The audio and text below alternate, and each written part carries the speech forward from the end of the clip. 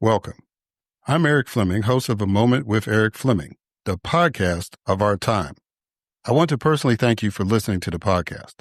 If you like what you're hearing, then I need you to do a few things. First, I need subscribers. I'm on Patreon at patreon.com/A Moment with Eric Fleming. Your subscription allows an independent podcaster like me the freedom to speak truth to power and to expand and improve the show. Second, leave a 5-star review for the podcast on the streaming service you listen to it. That will help the podcast tremendously.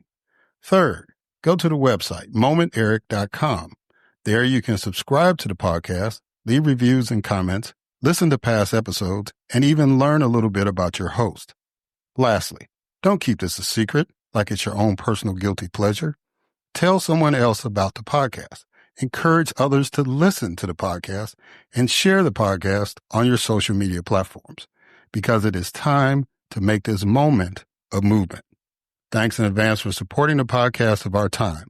I hope you enjoyed this episode as well. The following program is hosted by the NVG Podcast Network.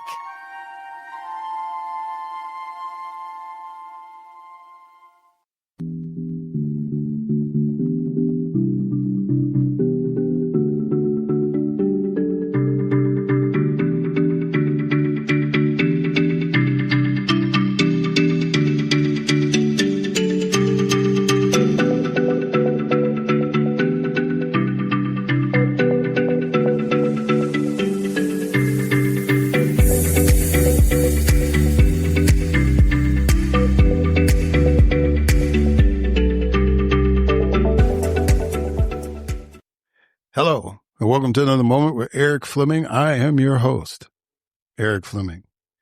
And today I have two women who are faith leaders, but not in a traditional sense. They're not ministers. They're not preachers, but it is obvious that the work that they do is driven by their faith. They are both repairers of the breach, and one deals with violence in the community and trying to minimize that. And the other one deals with coaching, building up leaders and helping people become better versions of themselves. Yeah, that's a good way to put it. And so it really was my honor to interview both of them. And I hope that you get something out of those interviews as well. Yes, we are still trying to get 20,000 subscribers. So please go to patreon.com/A Moment with Eric Fleming and go ahead and do that. If you like what we're doing, if you like the guests that I'm having come on, the political commentary, whatever, just go ahead and go to Patreon and subscribe. As we stated before, this is just a way to make sure that I'm still able to do what I need to do and continue to bring quality people like these two ladies before you. So it is, I guess, a very interesting time. As always, it seems like whenever I do this, and I'm going to address a couple of things near the end that kind of caught my attention and caught the nation's attention. So I'll offer my takes on that. But as always, it's time to kick off this podcast, and we kick it off with a moment of news with Grace G.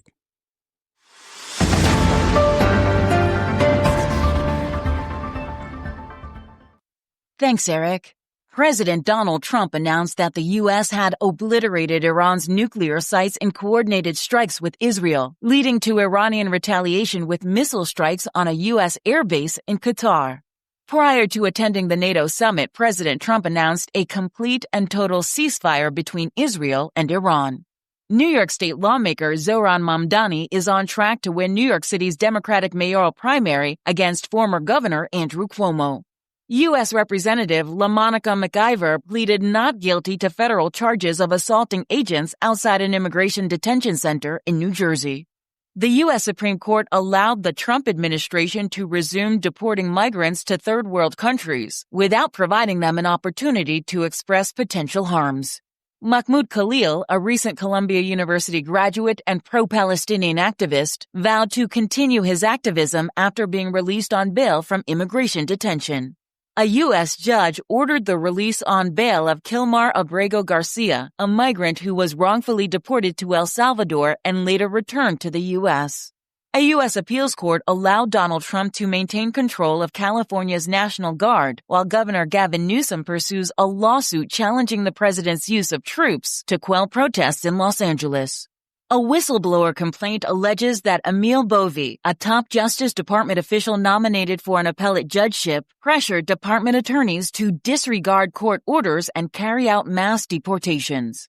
A federal appeals court in Louisiana blocked a state law that would have required the display of the Ten Commandments in public school classrooms. A new Georgia state commission dismissed a complaint against Fulton County District Attorney Fannie Willis regarding open records. And a suspect in the May bombing of a California fertility clinic, Daniel Park, died in federal custody. I am Grace G., and this has been A Moment of News.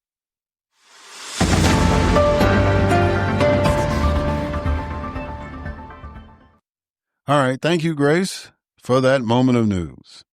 And now it is time for my guest, Zanetia Henry. Zanetia Henry, a native of Waynesboro, Mississippi, holds and operates under many titles, some of which are CEO of Operation Recovery, Inc., Cobb County Violence Reduction Initiative Coordinator for Voices of Black Mothers United, Certified Grief Hope Coach, Motivational Speaker, Victims Advocate, State Certified Educator, and a Life Licenses Agent. But of all these titles, the two most cherished are Gigi and Ma. Zanetia was blessed with two beautiful children who in return blessed her with three amazing grandchildren. She is graced with the opportunity to hold her daughter and grandchildren in her arms, but unfortunately, she can now only hold her unforgettable king, Drake Charles Henry, in her heart. Operation Recovery is organized with a mission to serve and support parents and children in estranged relationships in January of 2019. April of 2019, after the murder of her 22-year-old son, Dre, the mission dug deeper and grew wider. Being a solution-driven person, Zanetia knew she had to use her pain to fuel her purpose. Operation Recovery provides support for grieving parents, advocates for stopping violence in the community, and provides opportunities for youth to serve in underserved communities. The foundation of Zanetia's work is unity and love. She believes these two core values will bring an end to violence and restore the village. Ladies and gentlemen, it is my distinct honor and privilege to have as a guest on this podcast, Zanetia Henry.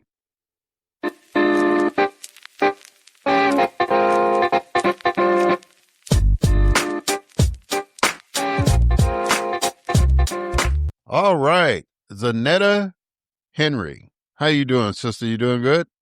I'm doing great. How are you today? Well, I'm doing fine, and I'm honored to have you to come on. And I understand, congratulations are in order that you can now be called Dr. Henry, whether you want to or not. Thank you. Yeah, that was pretty cool seeing that happen. All right, so we're going to go ahead and get this started. And how I usually start the interviews is with some icebreakers. So the first icebreaker is a quote. And that quote is, "I didn't choose this journey. This journey chose me. However, I can choose how I travel. I choose to travel hand in heart with others that have been chosen while serving along the way." What does that quote mean to you? What that quote means is life and the choices of others affected me in a way that redirected my entire life. And because of that, I didn't have a choice about that. That was the decision and the way that the path went. But I don't have to allow what happened in my life to cause me not to be able to continue to live. Some things in life we don't have a choice about. Things happen, but we do have a choice about how we deal with it, how we handle it, how we live through it. So we make those choices. And I choose for this journey to connect with other people who have been snatched onto this journey similar to mine or just like mine. I choose to walk hand in heart with them, meaning showing hope, love, vulnerability, and just compassion and being there as a support and looking to others that are like me for support. Yeah. All right. So the next icebreaker is what we call 20 questions. So I need you to give me a number between 1 and 20. 5. Okay. Why do you think we should decide at, let me rephrase that. What do you think we should decide at the local or state levels versus federal? What do you think we should decide? Mm-hmm. As far as like what policies, what issues. Well, at the local and the state level, I feel like the policies and things that are decided upon should be focused mainly on the voices, and that's in every area, no, whether it's gun violence or whether it is drugs or whatever policy they're looking at or whatever it is that they want to change or however it is. I feel like the main deciding factor should be from the voices of those that are actually affected by it. Should be the voices of those that have been impacted by it. Okay. All right. So you are the CEO of Operation Recovery and the national lead for Voices of Black Mothers United. Talk about those organizations to educate the listeners. So Operation Recovery is a nonprofit organization that we started in January of 2019. And we started with a foundation of reuniting parents or being the intercessor between parents and children who had estranged relationships, helping parents to see the child side and child helping to see the parent side, just bringing that back together again, helping parents who have lost the relationships with those children. In April of 2019, we were catapulted into a deeper area when we experienced the murder of our son, the physical loss of our son. So we began to be that person or that organization that supports grieving parents. We advocate for stopping violence in the community. We help to try to build a bridge and bring unity in the community and build a bridge of communication and understanding between law enforcement and the community as well. One of our major foundations or that we think about or that we operate from is unity. It's going to take everybody united together to end whatever it is that we're dealing with. And in our case, it's gun violence. So Operation Recovery, like I said, we hold support groups. We have different sessions for moms. We have different sessions for fathers where we have siblings we support. We provide, financial support at specific levels. So basically, like I said, just supporting. We also provide mentorship for our youth in the preventative areas. So with Voices of Black Mothers United, which basically we have basically somewhat the same missions. But with Voices of Black Mothers United is an initiative of the Woodson Center out of Washington, D.C. We were united with or connected to Voices of Black Mothers United in 2022 when we became the Mississippi State Lead.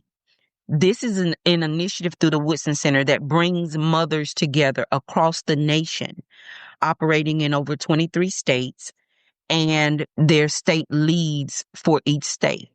This initiative gives mothers like me a voice. where we focus on building, they focus on building the operation, the organization. I'm sorry, I lost my thought. But Voice of Black Mothers United focuses on building mothers' organizations and giving mothers a voice where we wouldn't have had a voice because we're not high profile parents who have lost children to gun violence. We're not connected to mass shootings or anything like that. So just grassroots organizations that's trying to make a difference and using our pain to push purpose. So some of the initiatives or the focus of Voices of Black Mothers United is supporting positive policing and advocating for peace, advocating for stopping violence in our communities as well. So basically those are some of the things that we do. But Voice of Black Mothers United is a national initiative. Yeah. So what does the term viloma mean? Viloma means a parent who has lost a child. Most of the time we'll hear where people will say a wife who has lost a husband is a widow. A husband who's lost a wife is a widower. A child with no parent is an orphan. But we often hear people say there is no name for a parent who has lost a child.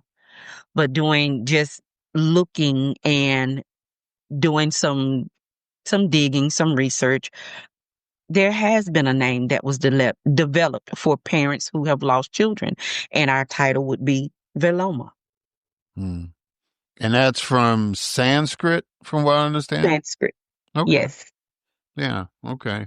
That was the first time I was just looking at it. I said, I had never heard that term before. So I wanted you to share that with the audience because there might be some people listening that need to understand that there is a name or a term that can be used.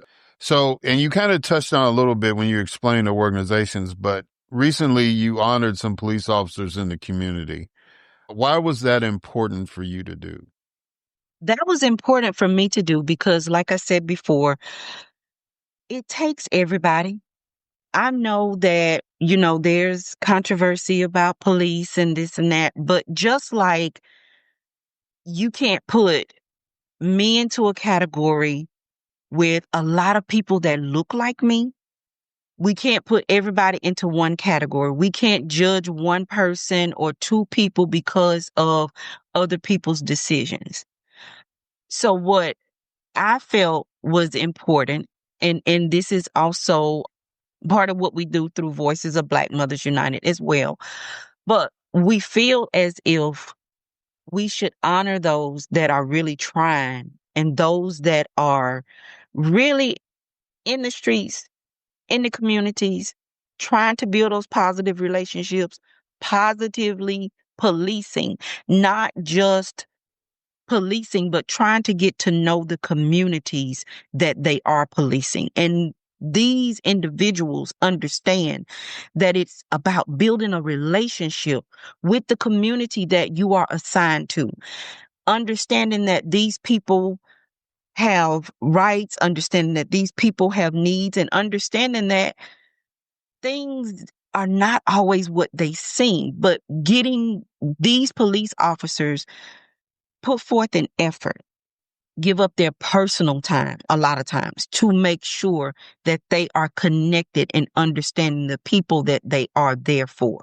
Not just showing up when something is happening, something is wrong, but they are putting forth a major effort to, I think the word I'm looking for is recreate or the image, rewrite the end of that story that says all police are bad, because all police are not bad. Yeah. Yeah. I definitely can relate to that. I don't know if I had talked to you about this before, but I've got a background in law enforcement, and that's one of the things that I try to stress, even if I'm critical about the police. Having worn a badge, I understand that there's a lot more good officers than there are bad officers. It's just my crusade is to get the bad ones out. That's all I'm trying to do is get the bad ones Yeah, out. yeah. Now we're not supporting that bad behavior. We are totally against police brutality. We don't agree with that at all, but we also still know that everybody's not like that. All of them are not like that. And also we feel it's important to rebuild that communication and that connection, that bridge between law enforcement and the community, because the community needs to understand that we have a responsibility as well. Police officers can't do what they need to do without us, and we can't do what we need to do without them. Everybody needs everybody. Yeah. So give me an example of love in action as it relates to the work that you're doing. Love in action means I'm not just going to sit on this podcast with you and talk about how unity is important. I'm putting my boots on the ground and I'm going to get out there and I'm going to host events that bring people together. I'm going to create programs that show our youth how important it is to love themselves and to love others and to regulate their emotions and to make wise choices. I'm going to go into the schools and share our story of how we lost our son to gun violence, but we can work together to put an end to that.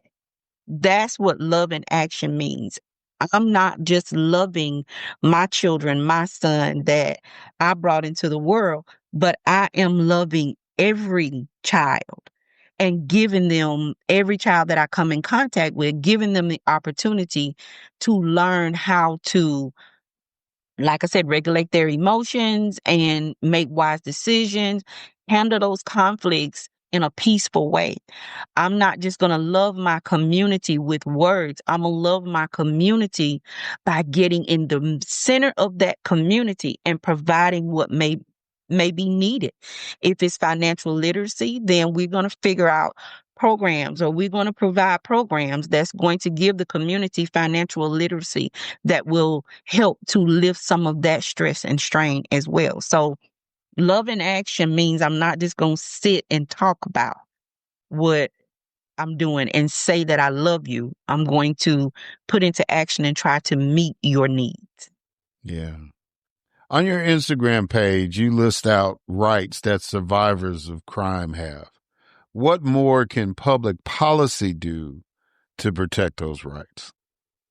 Like policy, I really honestly feel like it's on the right track when it comes to that. We, in April, it is National Crime Victims' Rights Week. So bringing light to the rights that survivors of crime have. I feel like what could be done more with that? Support, support that mission, support that cause, push to make sure that we are grassroots organizations and different other organizations that are actually trying to get that word out and to help survivors understand, be supportive of that, knowing that it's important for people to know what happens next, and having the financial support and having the platforms to be able to express that and do what we need to do in order to make sure those survivors know what rights they have. That's what I feel could really be more. We in April, we have the National Crime Victims' Rights Week, but I feel like every month we can, just being able to do more every month to show these survivors and provide these survivors with the rights that they have. Yeah, and it's listening to you, I was thinking, so you basically want to see some action, some love and action from some of these elected officials, I fear. Who has the biggest role in making sure a neighborhood or community is safe? The residents or law enforcement and government, and why? To be honest, I think the roles are equal. I wouldn't say that either one has a bigger role, because if we break it down, and we look at it, and if we say the community has the biggest role, okay, well, there's only so much that the community can do legally. If we say that the police has the bigger role, then there's only so much that the police can do because they need the community to stand behind them and provide information when they need information, you know? So they can't do it all.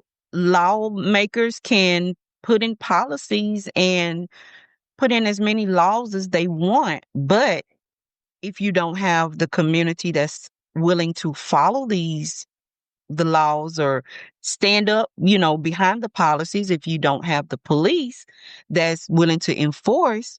So I really feel like everybody's role is equally the same. We all have to do our part. Yeah. And I don't think I highlighted that while we were getting started with the interview, but you're a Mississippi girl. I am. And, in Mississippi, one of the cool things about the state is that it's all about community, and, even in these modern times, that the community is very, very important part of the culture. So how did being somebody from Mississippi kind of shape you to end up being the educator and being the activist that you have become? I know certain circumstances led you down this particular path, but I just feel as though that if that had not happened, you would be an activist for something else. So kind of talk to me about what about your upbringing in Mississippi? What about Mississippi that made you the person that you are?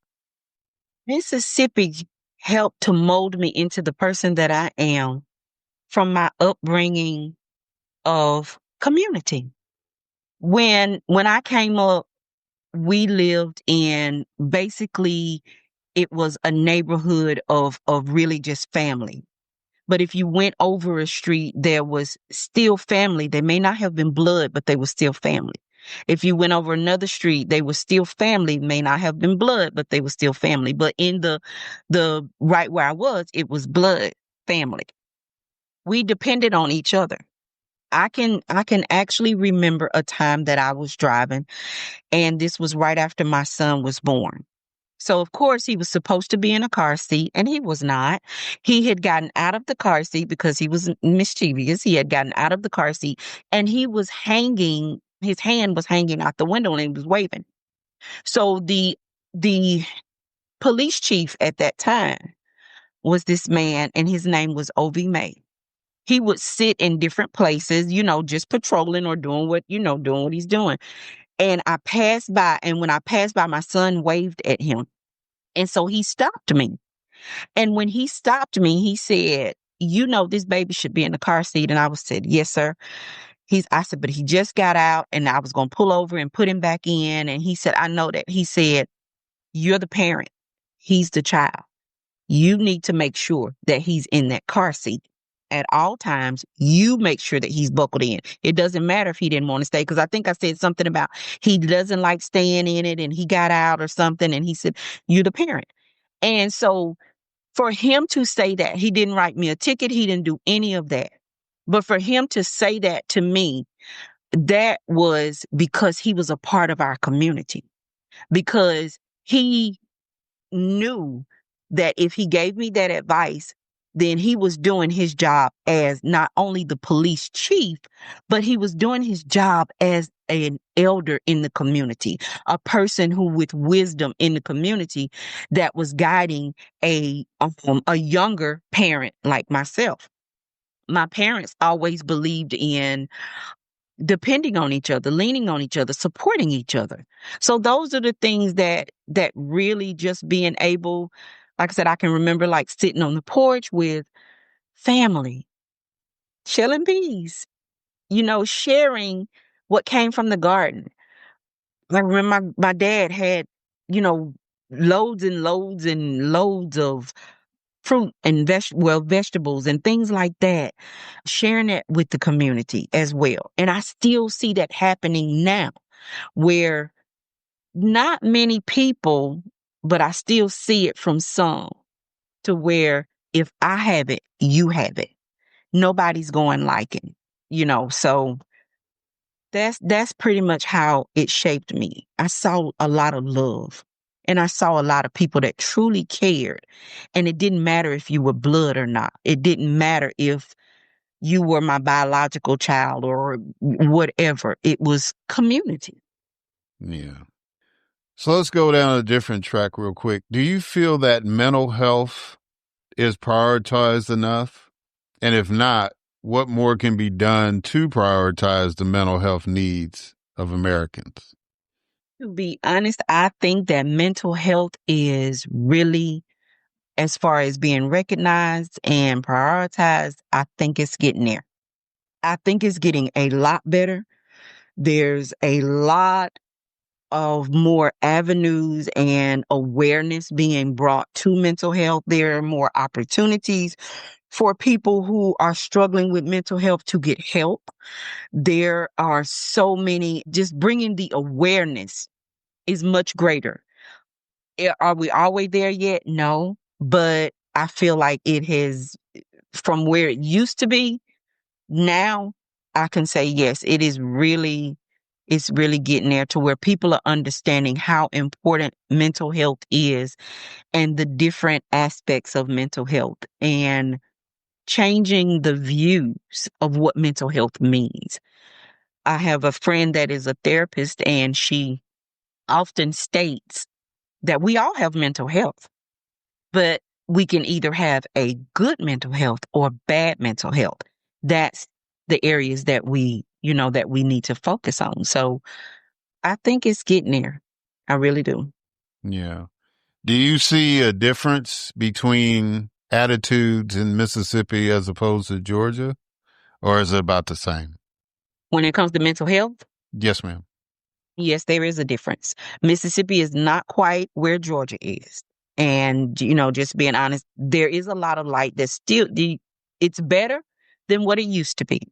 But I do see more focus on mental health in a lot of different areas, a lot of different platforms. People, when it comes to churches, when it comes to, which are, the cornerstones of our communities, I see more people here in Georgia that's willing to accept mental health help, accept that more people are opening their doors to bring awareness to mental health and the importance of mental health here in Georgia than I do in Mississippi. Now, don't get me wrong, they're making great strides, but I feel like there is a difference. It's not quite as much attention as it should be, in my opinion.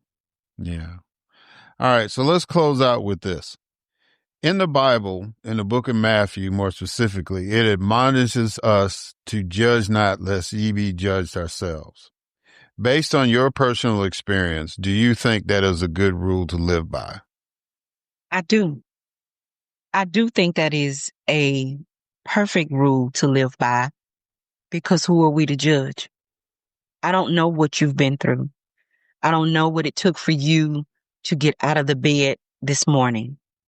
I don't know what happened to that little boy or that little girl that walked into my classroom this morning angry or frustrated. I don't know what happened to my coworker the night before she came in or the morning that she got up. I don't know what a person has just experienced that I'm passing, that may be in what we know a lot about now in the fentanyl fold. I'm passing by them and I see this.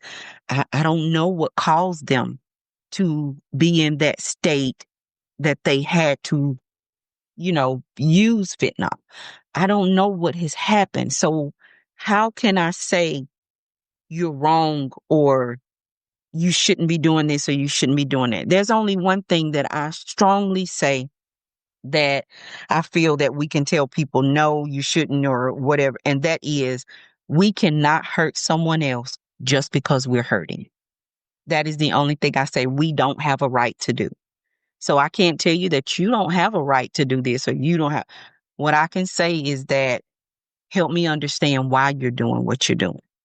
And then maybe if I can help you to find a different way or a different avenue or a different outlet, then I can present that to you, but I can't judge you because I don't know what it took for you to even press forward today. I believe in showing love and compassion. Yeah, and we definitely need more of that. Just in kind of doing some background on you, I felt that was a good question to ask because it seems like a lot of the stuff that you do works on that premise that it's like you don't know what a person's been through. You don't know what kind of tragedies hit them. You don't know what kind of, like you said, issues they went to sleep on and had to wake up thinking about. And so it's just best to kind of approach people. I won't say cautiously, but approach people with a clean slate Mm-hmm. and meet them where they are. And I think Mm-hmm. that's what you've been trying to do with both Operation Recovery and Voices of Black Mothers United. So tell people how to get involved with these organizations, how they can support what you're doing, how they can reach out to you and all that stuff. So we are on Operation Recovery and Voice of Black Mothers United are on Facebook. We both have websites. Operation Recovery's website is operationrecovery.org. And so you can reach me through the website. We have Facebook page, Zanetia Henry. We have Operation Recovery's Facebook page. We're on Instagram, both Zanetia Henry and Operation Recovery. We're on LinkedIn, Operation Recovery with Zanetia Henry. So those are some ways that you can reach out, and you can always reach out via phone, 601-410-3498. Text message, you can text, you can call. It'd be better to text and then let me call you back or leave a message if I don't answer. So those are some ways that you can reach us. You can reach or get to find out more about Voices of Black Mothers United through the Woodson Center, which is also on Facebook, Instagram, and the website is woodsoncenter.org and or Voices of Black Mothers United. You can pull that up and it'll take you right to it as well. Yeah. And I would be remiss if I didn't allow you to say your son's name so that, speak his name so that people will understand who he was. Yeah. Just kind of who he was and what do you think he would be saying to you right now about the work that you're doing? My son's name is Dre Charles Henry, and he is called Dre for short because he didn't like the whole name. So he was adamant about being called Dre, but he had lots and lots of nicknames. So Dre is fun loving, exciting, and what helps me the most is knowing that he lived every single day, every single moment of his 22 years on earth. He lived it like it was his last. He didn't believe in holding grudges. He didn't believe in being angry. If he was angry, it was maybe 5 minutes. And that was it. He was moving on from that. He was always laughing, the life of the party. He enjoyed having fun. He enjoyed life. He never got attached to things, houses, cars, clothes, shoes, jewelry, all that stuff. None of that ever meant anything to him because he have it today. He may not have it tomorrow, and it did not matter to him. And he's been that way his entire life. He lose stuff because it just didn't matter to him when it came to things. What mattered to him was being happy, full of joy, and sharing his joy and his light with others. And he pushes me a lot right now because I'm always hearing his voice, especially when I'm slowing down or some hard moments. His words to me are, "You straight, Mom. Snap back. You okay?" And that gives me strength to allow my tears to flow, allow my heart to ache, but it gives me strength to get up and continue to press forward. And I know he will be extremely excited about all the things that we're doing to help other people, because that's what he did. He just loved making people laugh and enjoying life. Well, Zanetia Henry, I know for certain that you are living up to not only Dre's expectations, but many of us in the community. I appreciate the work that you're doing.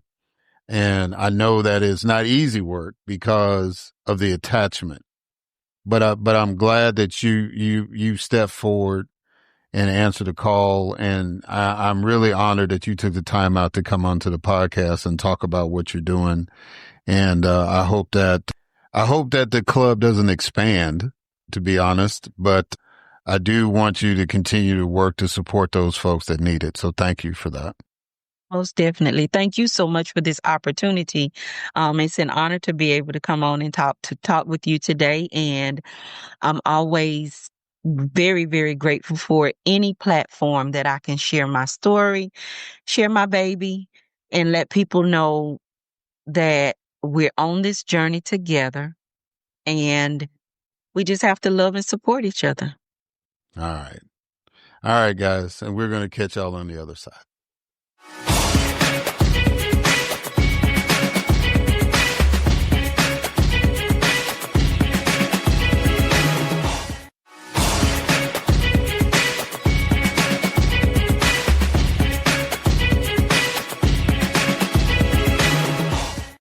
All right. And we are back. And so now it is time for my next guest, Dr. Veirdre Jackson. Dr. Veirdre Jackson is a visionary leader, educator, and entrepreneur dedicated to helping businesses, educational institutions, leaders, and professionals overcome burnout, enhance communication, boost productivity, and strengthen team relationships. Her work centers on fostering belonging and resilience to create thriving environments where individuals and teams can reach their full potential. As an award-winning author, keynote speaker, and consultant, Dr. Jackson's dynamic expertise has impacted organizations across sectors. Dr. Jackson is the CEO and founder of Living Strong Consulting, LLC, a firm specializing in innovative strategies for organizational resilience, leadership development, and trauma-informed practices. Her over 20 years of experience in nonprofit and executive leadership have positioned her as a trusted partner for addressing challenges in workplace culture, equity, and well-being. She is a champion for equity literacy and trauma awareness, providing solutions that promote inclusive, thriving communities. Through her Refill framework, which includes strategies to rewire for relationships, embrace emotional health, find strength in community, influence others, let it go, and level up, Dr. Jackson delivers practical, transformative tools for addressing burnout, managing stress, and building authentic connections in the fast-paced professional settings. Dr. Jackson's influence spans diverse audiences, including educators, corporate leaders, administrators, and clinicians. She has collaborated with leading organizations, including Lakeside Global Institute, where she served as a mentor trainer, Penn State Extension, developing online trauma responsive courses, Head Start and Early Head Start as a coach for classroom and home visiting staff, numerous charter schools, public school districts, and intermediate units as a relational coach. Dr. Jackson's work with these organizations underscores her commitment to improving communication, building trust, and fostering sustainable growth. Her John Maxwell team certification elevates her leadership training capabilities, allowing her to facilitate transformative workshops, mastermind sessions, and one-on-one coaching. She covers topics such as Today Matters, Leadership Gold, Becoming a Person of Influence, and the 15 Invaluable Laws of Growth, empowering professionals to achieve personal and organizational success. From 2001 to 2023, she was also the host of the popular Living Strong, The Flip Side of Adversity live radio show on the Voice America Network's Empowerment Channel, which reached over 100,000 listeners across 75 countries. In 2024, she expanded her reach by launching a podcast of the same name on Podbean and YouTube, syndicated to platforms like Spotify, Apple Play, iHeartRadio, and Amazon Music. The podcast features inspiring stories and actionable advice for navigating adversity in relationships, leadership, health, and mindset. As an accomplished author, Dr. Jackson has published several impactful works: 16 Principles for Abundant Living, A Guide for Women's Empowerment, Fearless Conversations with a Limitless God, an award-winning exploration of breaking toxic thought cycles, which has been recognized with 2 silver medals from BookFest and featured on the NASDAQ board in Times Square. This book continues to inspire readers globally. Refill, 6 Strategies to Reconnect, Rejuvenate, and Restore with Soul Care, a vital resource for navigating the demands of professional caregiving and rediscovering purpose and fulfillment. In 2025, Dr. Jackson will release the ebook Belonging Over Barriers, Unlocking the Art of Belonging in Business, Personal Power, and Collective Impact. This groundbreaking series equips leaders and teams with skills to create authentic belonging, foster empathy, and drive innovation in today's professional landscape. Dr. Jackson's expertise has earned her numerous accolades, including recognition as a professional development champion by Pennsylvania's Keystone Stars Southeast Regional Key, selection as an author all-star in 2023 and 2024, honoree of the 2023 Exchange Leadership Initiative, which celebrates visionary leaders in early care and education. She is also a featured presenter for the Trauma and Child Development Series by Penn State's Better Kid Care, a contributor to Women's Entrepreneur magazine, and a sought-after keynote and podcast guest. Dr. Jackson holds a bachelor's degree from Drexel University, a master's degree in elementary education from Temple University, and a doctoral degree in leadership and innovation from Wilmington University. Her academic foundation supports her innovative approaches to leadership, community building, and resilience. Outside of her professional life, Dr. Jackson cherishes her role as a wife, mother of 2 daughters, and Gigi to her 3 grandchildren, Max, Jackson, and Ceres. Her family inspires her continued commitment to creating meaningful, lasting change for the next generation. With her deep understanding of organizational systems, trauma-informed practices, and leadership development, Dr. Veirdre Jackson is uniquely positioned to guide businesses, schools, and professionals towards success. Whether addressing burnout, enhancing communication, or fostering belonging, she delivers actionable solutions that inspire transformation and drive results. Ladies and gentlemen, it is my distinct honor and privilege to have as a guest on this podcast, Dr. Veirdre Jackson.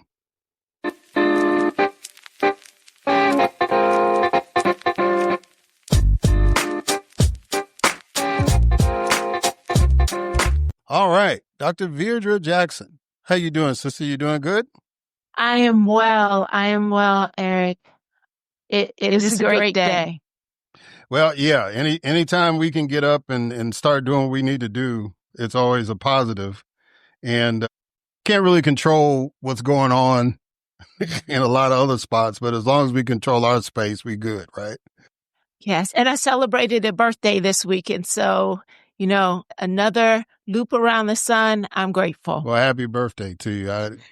It's like I greatly appreciate them. I've never had a big celebration, and a lot of times I've had to work on my birthday. So, even when I was young, I think the coolest birthday I had was when I turned 16. That was the big party. Outside of that. That was the party? Yeah, that was the big party. I have to tell you about that off the air. But yeah, that was a big one. So I understand. All right. So how I normally do this is that I start off with a couple of icebreakers and then we get into the interview. So Sounds good. The first icebreaker is a quote. And the quote is, "Work hard in silence. Let your success be your noise." What does that quote mean to you? Wow, that really resonates with, I think, counterculture, what we often are living in. So often I've found that people try to put everything out on social media out into the public to try and prove a point or try to gain validation, when actually, if you are working in silence and you are willing to do the work to get deep roots, to connect to purpose, then what you produce should be the loudest thing that people hear or see. It's not you trying to push something. It's the fruit that you produce that should absolutely be the loudest evidence of your character, your work ethic, and your core values. Okay. All right. So the next one is called 20 questions. So I need you to give me a number between 1 and 20. 18. Okay. What's one thing we might all agree is important no matter our differences? Well, I'm actually going to lean into the science because all human beings, our brain craves safety and connection, and we will pursue it. We need it. Even if we will go after it in a crooked way, in the end, we're still going after the same thing, to feel safe and connected. Okay. All right. So what is living strong, and how do you build a consulting service out of that principle? Well, the core of Living Strong came out of the other side of toxic stress and illness. For me, I found myself having had an 18-centimeter tumor removed from my body and unable to walk for 10 days. And I thought I was moving into the position of my dreams, and it fell apart. And so I was sick, unemployed. And as I laid in the bed for 10 days, got a download of the things that I have loved to do. And on the other side of this bed experience, I said to myself, I am striving to live strong and to consistently, how do we build principles around living strong, regardless of what we've been through?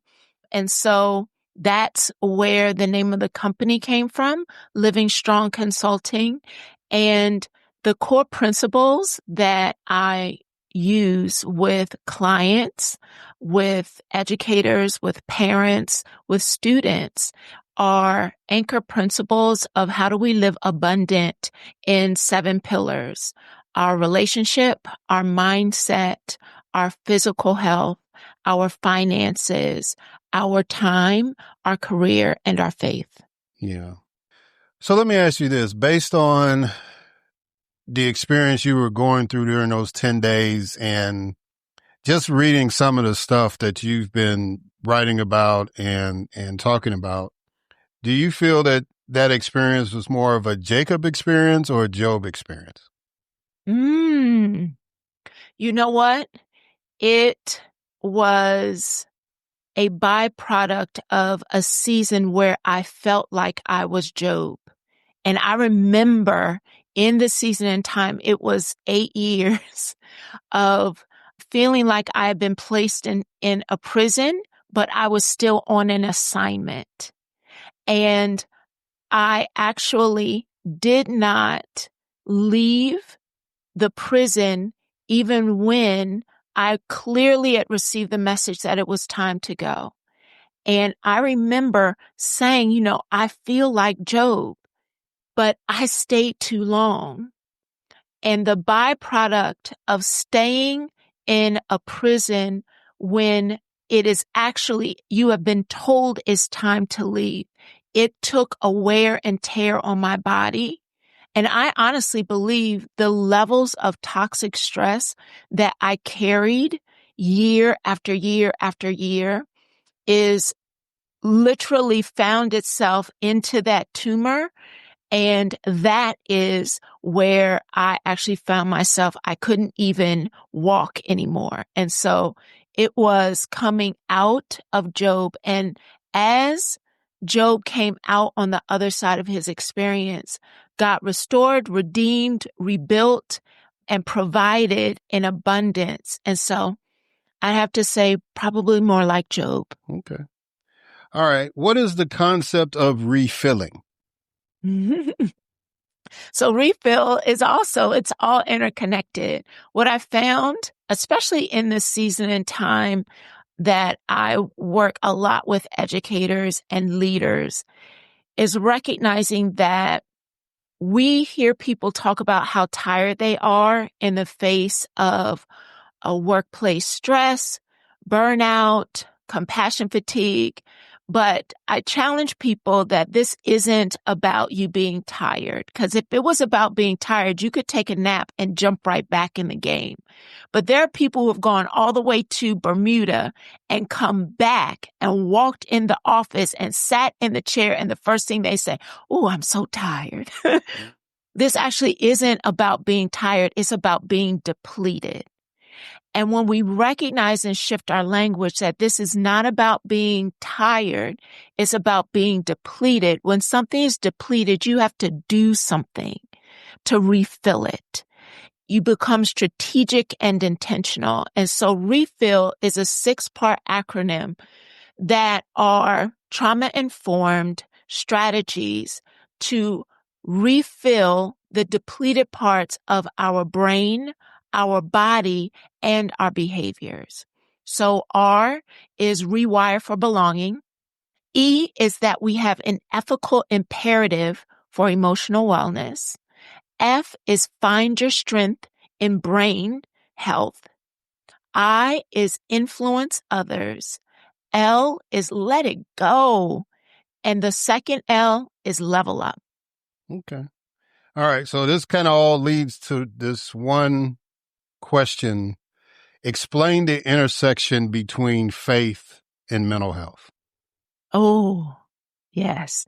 Well, the intersection between faith and mental health is understanding that worship is a weapon and therapy is a strategy. And it is not an or, it is actually an and.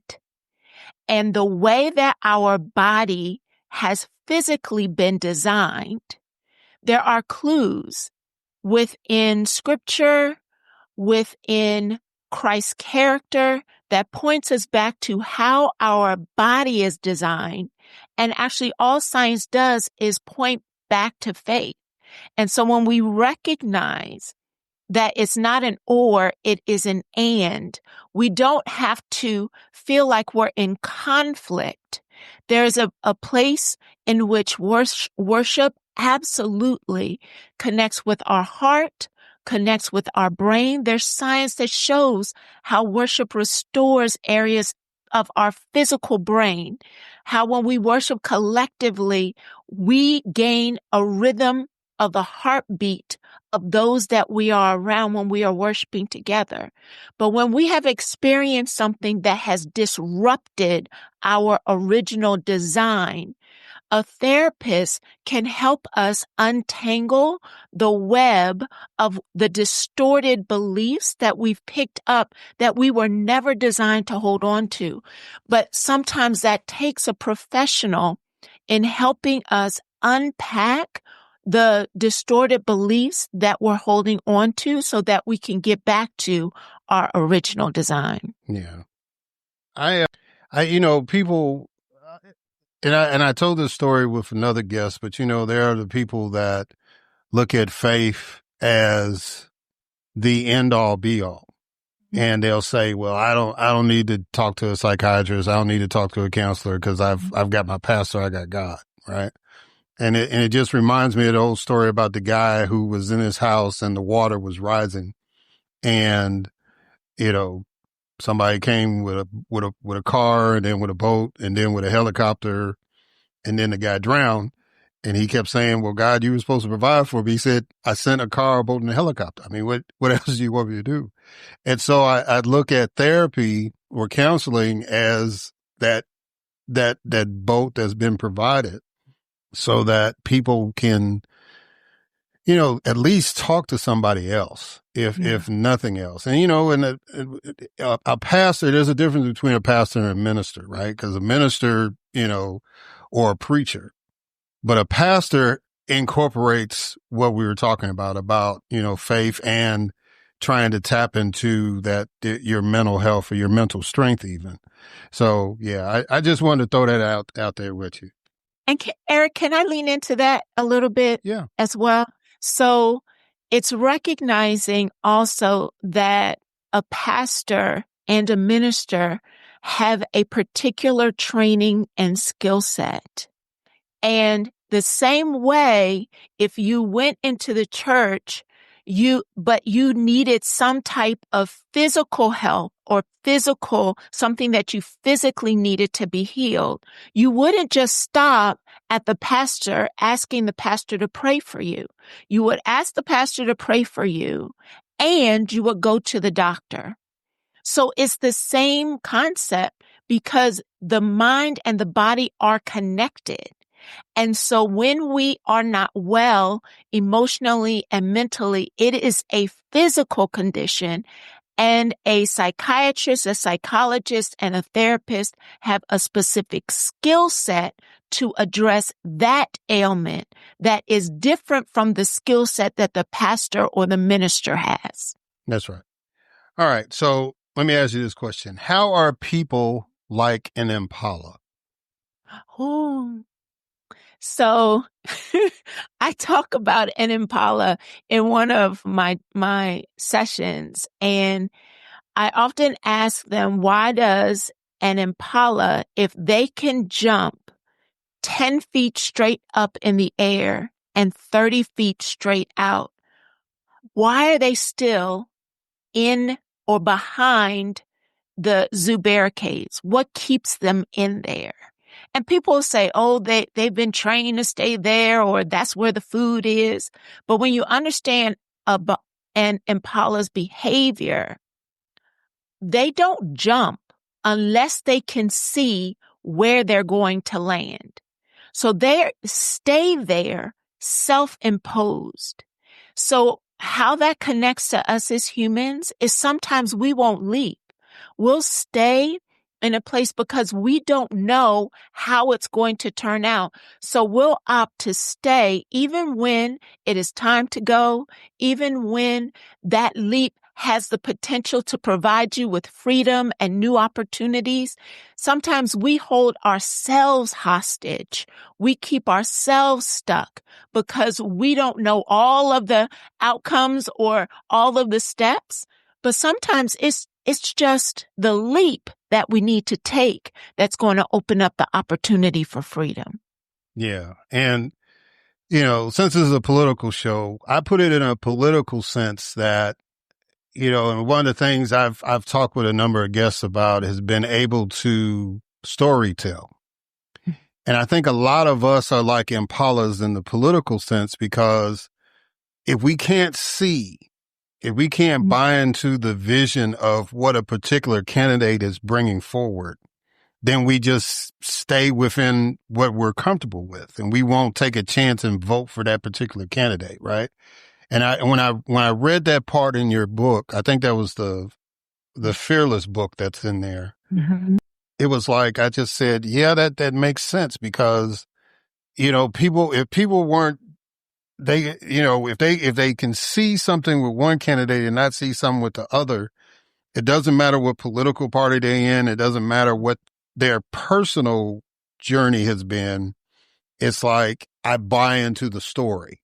So I'll take that leap of faith with that candidate, but not the other one. Am I do you see where I'm going with that? I do. But if I can lean in, I do think also is connected to part of their own story. So it's what I believe about that candidate, even if I am not sure of all of the outcomes. I've written a story in my head around what I believe about that candidate. And therefore, I'm going to stick with what's comfortable, with what's familiar, but that's tied to my belief, my story, my backstory, and what's familiar for me. And therefore, I'm going to stay comfortable right here, even though there are huge possibilities if I leaned in and tried to understand what I have not experienced before. Yeah. Yeah. And that's kind of where I'm going. I think that, if you can't see, right? Cause anyway, I just, when I read that, I just said, wow, that's pretty cool. I like that analogy. All right. So one of your many services is leadership training. What is lacking in the leadership of American politics? Oh, there's so many things. The first thing I would say is recognizing that if I have not, as a leader, dealt with my own pain and ego, I will do damage to everyone I serve and connect with. It will continue to replicate itself. And so as leaders, it is our responsibility to reconcile our own issues and our ego, because leadership is not about me taking care of what I want. Leadership is about seeing people and recognizing that leaders, we at the core is our influence. We are impacting. And so if I haven't dealt with my stuff, I then spread that, and that then becomes infectious and damaging to everyone that even my voice impacts. Yeah. And that's one of those moments, I guess the mind said, could you repeat that again? Cause I don't think the people in the back heard that. And I do feel that way as far as with our president, right? I think that for whatever reason, he is who he is.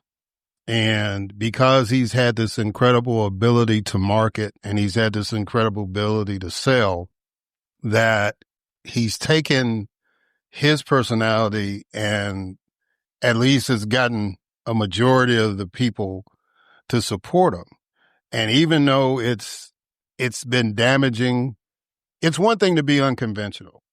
I'm not against being unconventional. As a black man that's been in politics, I understand what unconventional is. But it is another thing to be damaging. And I think that's where we are now. I think we've going back to the Impala analogy, for some reason we feel comfortable with somebody saying, just trust me, everything's going to be okay. I know you're not used to seeing it done this way, but just trust me. And people are buying into that. And I'm like, but it just seems like,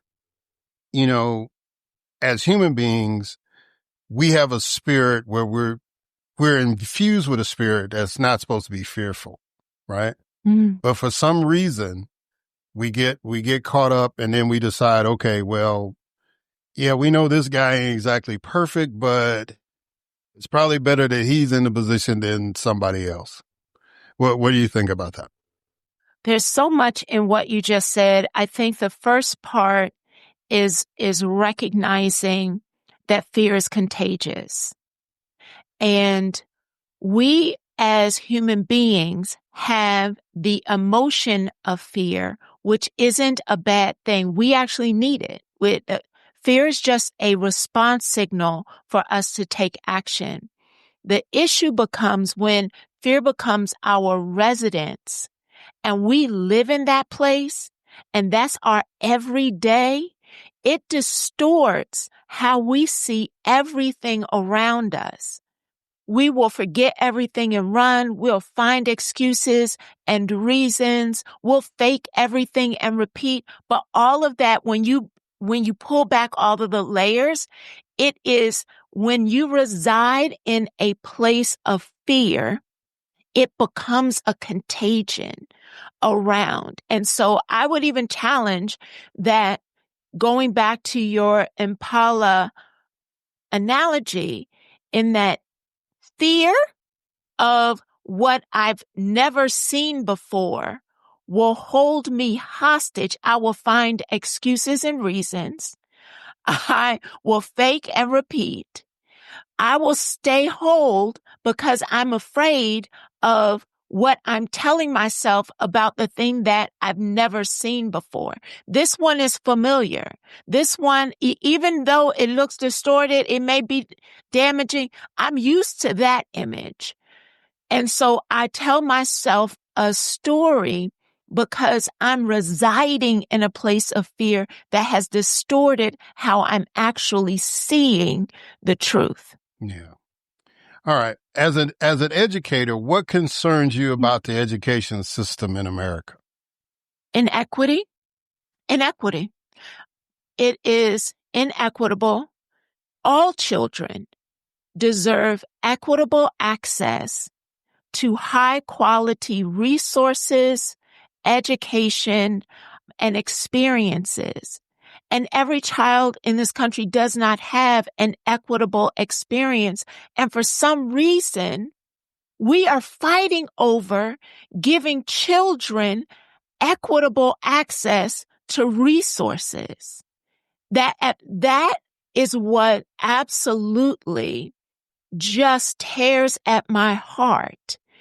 Going back to your earlier statement, we all are leaders. There are those who are positional leaders, and then all of us are influences. And so we as the adults should be fighting and advocating to make sure that they have everything they need in order to be successful or have the opportunity to be their full potential. But somehow we have gotten to a place because we have not dealt with the stuff that's happening in us. We have not dealt with ego. We have not dealt with fear. We are fighting over giving children full access. They can't fight for themselves. That's our job. And somehow we have lost sight of equitable access to high quality resources across the board. Yeah. And I know you do a lot of work helping Head Start teachers and leaders and pre-K. So I figured that would kind of spark something with you. I got a little heated. Yeah. Yeah. Heated up. Yeah. All right. As someone who seeks to empower women, how has this anti-DEI political climate impacted your work? So when you put it in the context of women, I actually have to say I've taken an intentional step to support women in the emotional exhaustion that they are carrying, especially women of color, and how they are carrying an emotional exhaustion that is literally destroying their bodies. And it is, if you imagine carrying a boulder everywhere. And so I've developed things like the girlfriend gatherings. I've had people on my show talking about the weathering effect on the female body, especially women of color, where doctors actually can see the weathering effect on our physical health because of racial stress and pressure, systemic racial issues, and the secondary traumatic stress, the continued emotional exhaustion. It literally is weathering our bodies. And so I've been really dedicating a lot of space and time to help women understand how to support their physical health, their mental health, and that rest isn't a luxury, it's a responsibility. Yeah. I remember I used to be associate editor of my school newspaper in college, and I wrote a piece called The Atlas Syndrome. And it wasn't specific to women, it was to Black folks, how it seems like we're carrying this burden, to keep this nation going, and talked about how we're the conscience of this nation. And it's just like Atlas carrying the world, right? And so when you said women carrying that boulder, that just kind of reminded me of that. Because even now, we see that more and more. And I think, this last election was kind of a reflection of that. And I just hope that, you and others continue to do that work to help women navigate through this stuff, because it's unfair.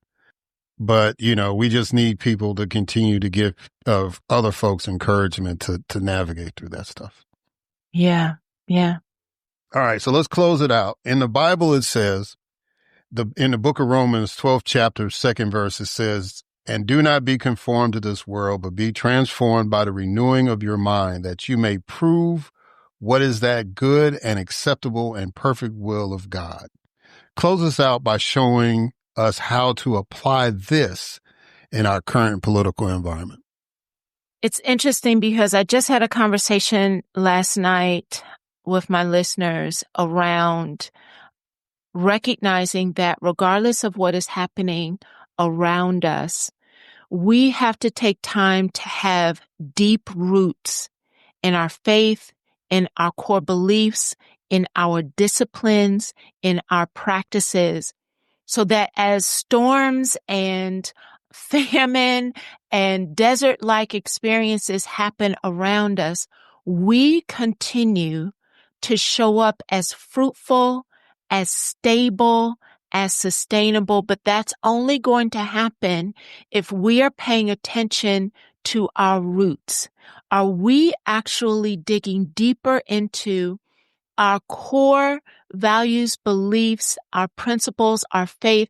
Our deep roots are what's going to help us sustain through these seasons and the times that we are facing. Because if not us, then who? Those who actually are operating from a place ethically sound, that absolutely truthfully reflects the image of God, that truly shows up as light in darkness. But that can only happen when we are paying attention to our root system, which will hold us steady and strong. Well, Dr. Veirdre Jackson, I am really, really honored that you took the time out to come on this podcast. You've been doing this work for a little bit. And, I'm just real fortunate that I'm in a position where I can observe people. And even though this is the first time we've officially met or whatever, I'm honored to be in your presence. And again, I encourage you to keep doing what you're doing. If people want to tap into what you're doing, how can they do that? Just go to my website, livingstrongllc.com. Everything that I'm doing is all there. Yeah, the books, all that stuff. All that stuff. And Eric, can I just say I truly appreciated the invitation and the space and the depth of the conversation. You continue to do what you are doing as a voice of power and excellence and integrity. Well, thank you. I appreciate that. All right, guys. And we're going to catch y'all on the other side.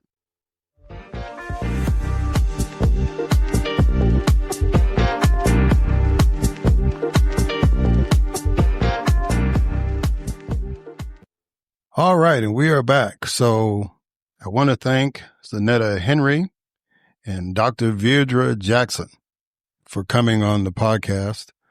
As I stated before, these are women of faith that are doing incredible things in the community, who have taken personal tragedy and challenges and transformed themselves in order to help transform the communities that they live in. And it's always an honor to have quality guests on this podcast. And like I said before, every guest that I've had has been quality and invaluable as far as the work that they're doing. So please keep track with them. If you want to support what they're doing, please reach out to them. And I'm sure they'll greatly appreciate it. And I think you'll appreciate what they're doing. So let me get into a couple of things I want to talk about. So we had two major events happen this week. We had the United States of America engaging in a wartime activity, and we had an election in the largest city in the country for the mayor's position. As far as the strategic move, military move that we did to try to eliminate Iran's nuclear capacity. You know, I'm as somebody that is, even though I wasn't at a federal level, you know, as an elected official, you know, you have to look at decisions that have to be made. The United States is very unique. After World War II, we kind of were assigned as being the policemen of the world. There's a lot of people that don't like that. There's a lot of people that voted for Donald Trump that don't like that. They're considered, by political terms, isolationists, right? But what President Trump has realized that's easier said than done in this day and age, whether it's dealing with tariffs or corporate taxes or immigration or even our role as the policemen of the world. It's kind of hard to be an isolationist in reality. And so for those of you who take a extreme position, I think that it is in the best interest of the United States to make sure that a country that, for whatever reason, has supported terrorism, and if you one extreme, rebellion, right, that we want to minimize their capacity to create a nuclear bomb. We've got too many countries that have nuclear bombs already, United States included. And I'm of the generation that grew up. I didn't have to do the drills in school, you know, going under the desk in case a nuclear bomb. How that would help me, I don't know. But I heard somebody joking about how those desks must have been awesome back then to think that nuclear fallout would protect us. The desks would protect us from nuclear fallout. But I wasn't of that generation, but I did grow up in the latter part of the Cold War era. And to be honest, it played a role in what college I decided to go to, right? So I was very aware of that as a young person. And so when we get into these discussions about nuclear treaties and nonproliferation and all this stuff, the less countries, the better that have nuclear weapons. And if you watch the movie Oppenheimer, you understand that even though he was the lead in creating the atomic bomb or atomic bombs that were dropped on Hiroshima and Nagasaki back in World War II, that he devoted the latter part of his life to discourage militaries from using this technology ever again, right? And just like Alfred Nobel. I mean, you know, we have the Nobel Peace Prize and other awards, you know, that you can get the Nobel Prize for. But he made his money by creating dynamite, right? And he basically wanted to make sure that we only use dynamite for industrial purposes, not war, right? So, you know, all these people who created these weapons had a conscience. And right now we're in a situation where there are, let's see, you have Israel, India, Pakistan, and Russia. They all have nuclear weapons and they're all engaged in war right now. And that's not comforting. And then if you had thrown Iran in the mix and then now we're bombing Iran, you know, it's not a very stable time in the world. So I'm not against the concept of stopping a country from developing nuclear weapons. Now, if you're a supporter of Iran, you're like going, well, Israel has nuclear weapons, so that's our rival. So we need to have something as a deterrent to keep them from jumping on us. Yeah, how's that going? Because India and Pakistan both have nuclear weapons, and they went after each other already this year, right? So it's not the deterrent that people claim it is. But the issue with us is not the mission, which even if it delayed them for a couple of months was successful, right? It was the way that they went about doing it. Because if you're going to commit soldiers to bomb another country, the very least you can do is to get Congress on board. That's the way it was set up in the Constitution. And it's, and the concept behind that was courtesy, because these individuals represent the people. The Senate represents the states. The House represents the population. So, the crafters of the Constitution felt that instead of a president doing like kings back in the day and just declaring war on somebody, you'd have to get the consensus of the people to get behind it. That's why they put that in the Constitution. So, and President Trump's not the first president to do this. President Obama did it. I think Biden did it. We've had some presidents take actions without congressional approval before. And so when you hear congressmen, especially those who have been there for a while, saying we got to do something about that, it's basically a frustration not with this president, but with all presidents. And that's why you have Democrats and Republicans saying, yeah, we probably shouldn't have done that. But since we did do it, all right, let's maneuver around that and see what happens, like they've always had to do. And then when you did let them know, like you called just the Republican folks and didn't call the Democratic Congress people, which was petty. It's like the courtesy is that you contact all the leadership in Congress, the majority, the chair and the ranking member of the respective committees, or what they call the Gang of Eight even. Didn't do that. Just let some of the Republicans know, hey, we're doing this, so, get ready. And if you watch the press conference that the Secretary of Defense had, you realize that we've got some people making major decisions that ain't ready for prime time. They're in the positions now. As a citizen, we hope that they don't screw it up.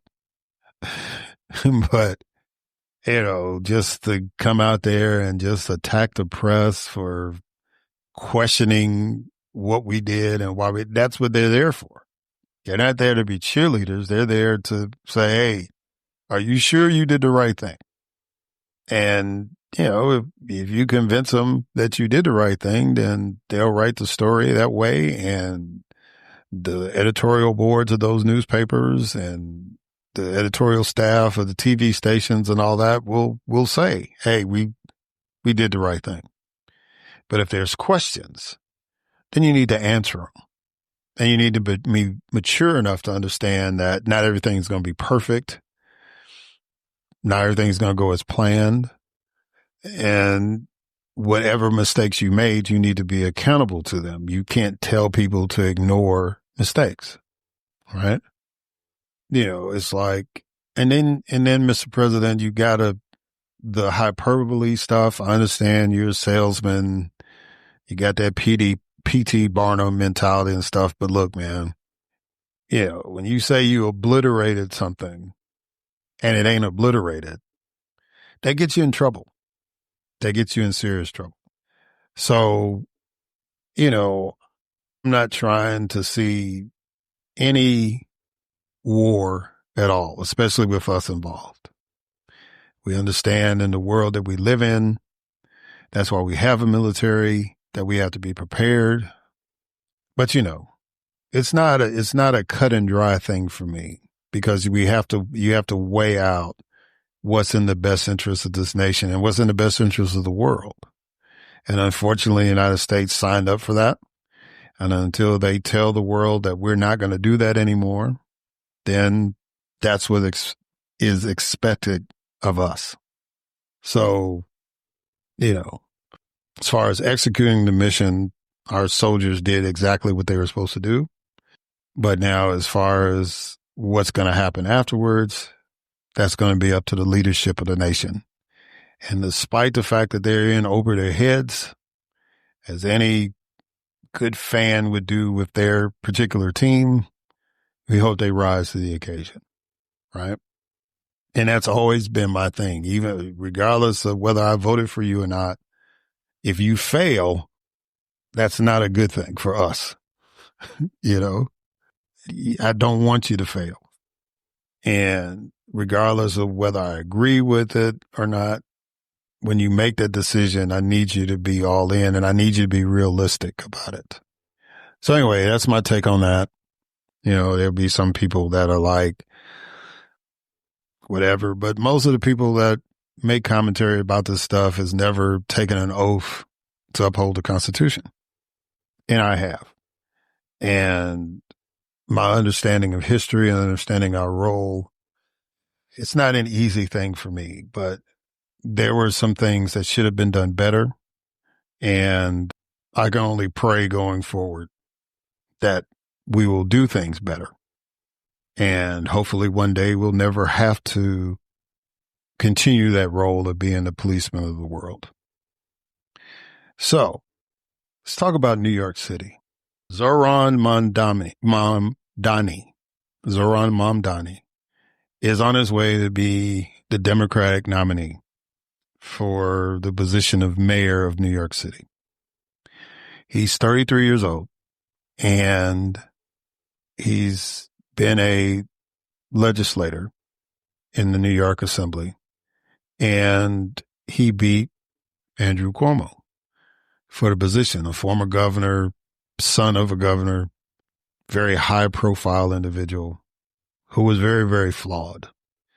But yet and still, Andrew Cuomo finished second. And a lot of people in the Democratic establishment got behind Andrew Cuomo over this young man, Mamdani. Now, part of that is payback, because Mamdani was part of the uncommitted movement. For those of you who may have forgotten, the uncommitted movement was the group of folks that were protesting the United States' support of Israel in their fight with Hamas. And they pledged that they weren't going to vote for Vice President Harris or anybody as a sign of protest. And so there were those folks in the Democratic establishment that did not want this guy, who was part of the uncommitted movement, to be elected to anything, let alone the mayor of New York City. But you got behind a guy who was under investigation for stuff he did while he was governor, especially during COVID, right? Misappropriation of funds, primarily. He was accused of sexually harassing 13 people that worked for him. Not just 13 random women, 13 people that worked for him, right? And he went after them pretty hard. I mean, he even asked for their gynecological records. I know I'm butchering that word right. Their medical records. He wanted all of that just to prove that he didn't sexually harass these people. But he got a third of the vote. He actually won 2 of the 5 boroughs, right? And may have won 3, but he definitely won 2 of the 5 boroughs. Mamdani went in 2, and Manhattan was like kind of neck and neck, I think.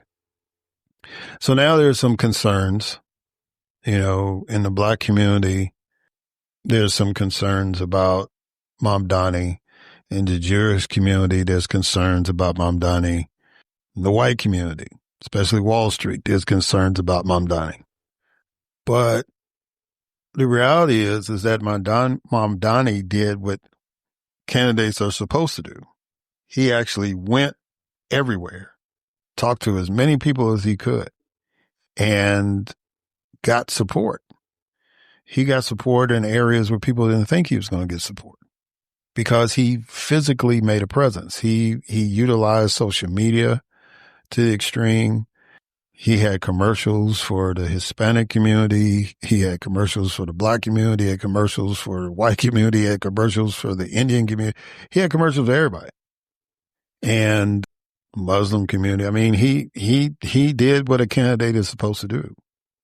And, just because there was a Black candidate in that race, the lady who was the speaker of the council, right? The presiding officer of the New York City Council was running. And she couldn't get the Black vote, right? It was either Cuomo or Mamdani that got the lion's share of that. So the issue becomes, again, which direction does the Democratic Party want to go? Do we want to continue to recycle people and just stay within our comfort zone?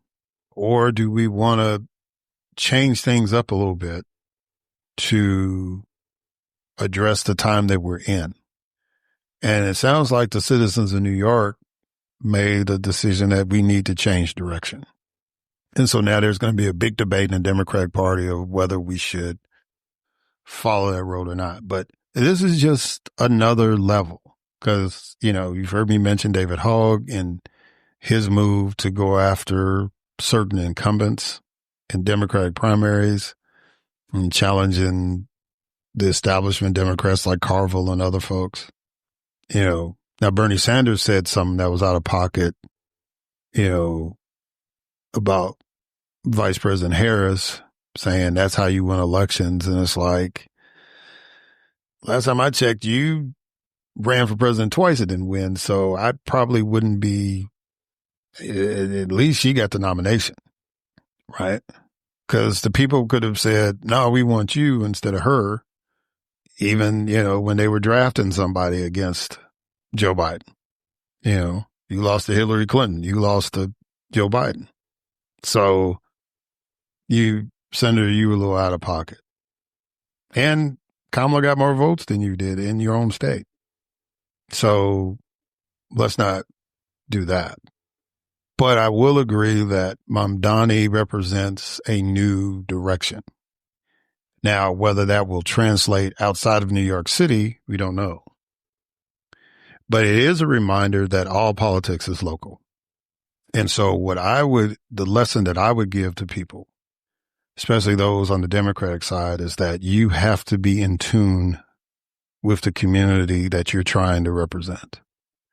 You need to be engaged, and your message needs to be based off what the people want and need instead of you projecting to them what they need. Patriarchal liberalism or patriarchal democratic politics, it's not going to fly anymore. You have to be in touch and in tune with the people that you want to represent. That means sometimes going to places that you are not comfortable in. And you're not always going to succeed. Like I've told stories before, I've given speeches where I was the only Black person in the room. But, you go where the votes are.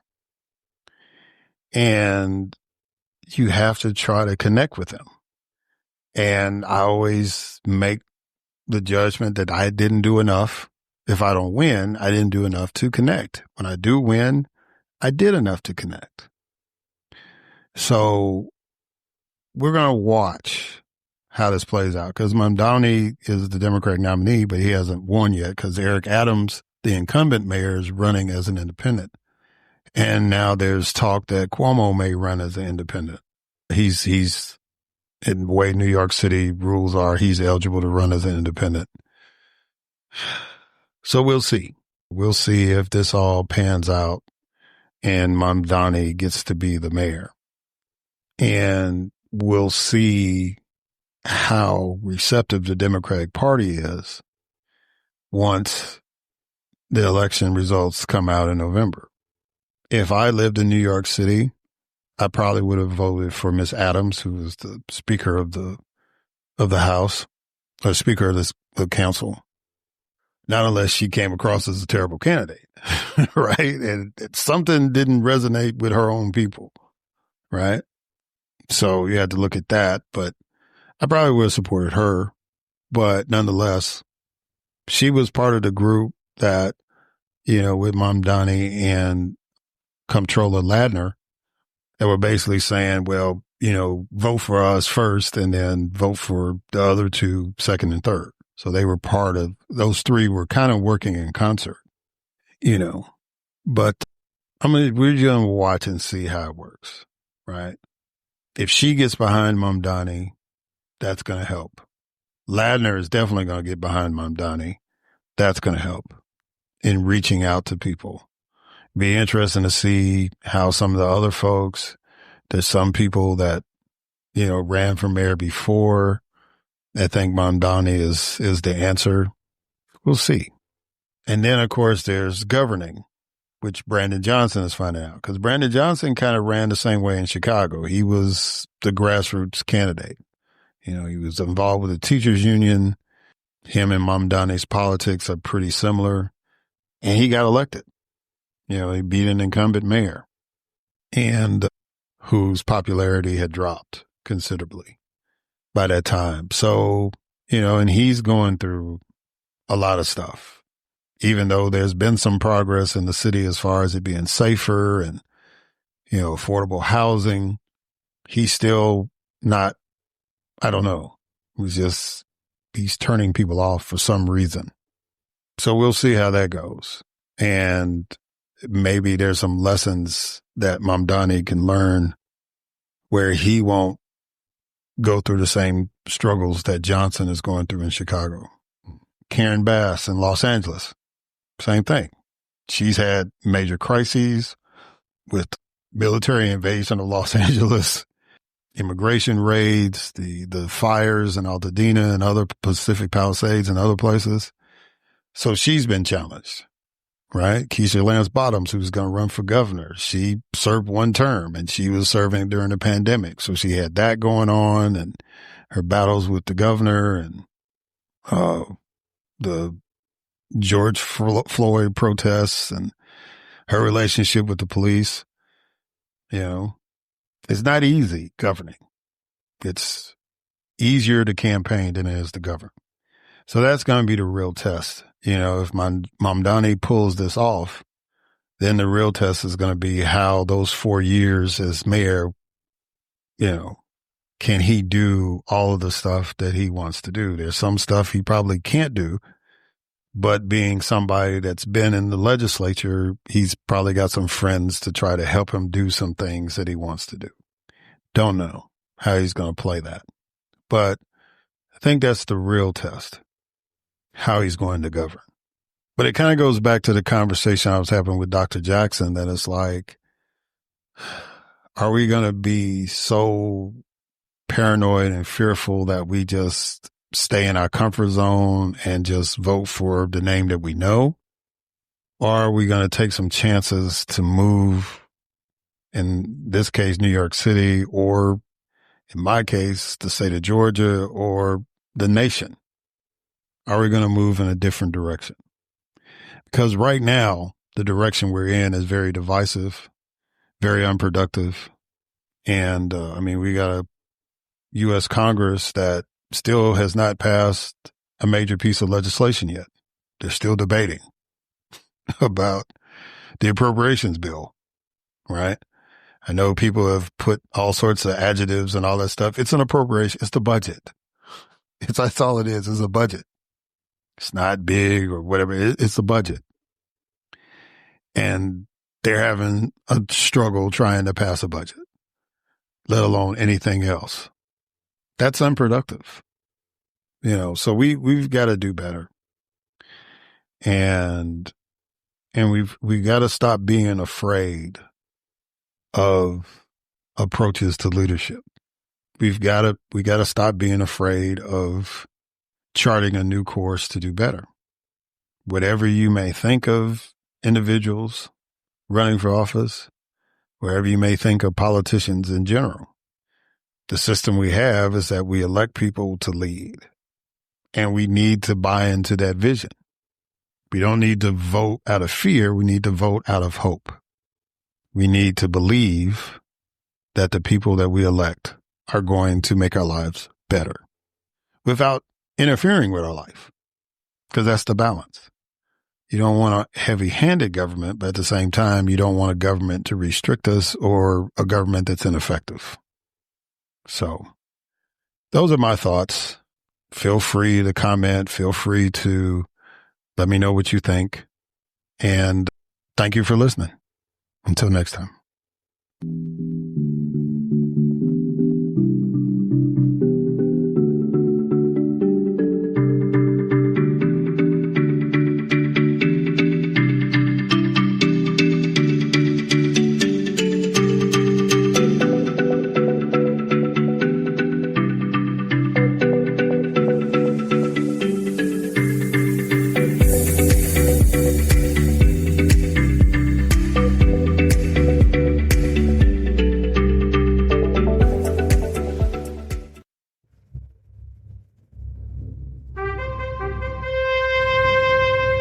NBG Podcast Network.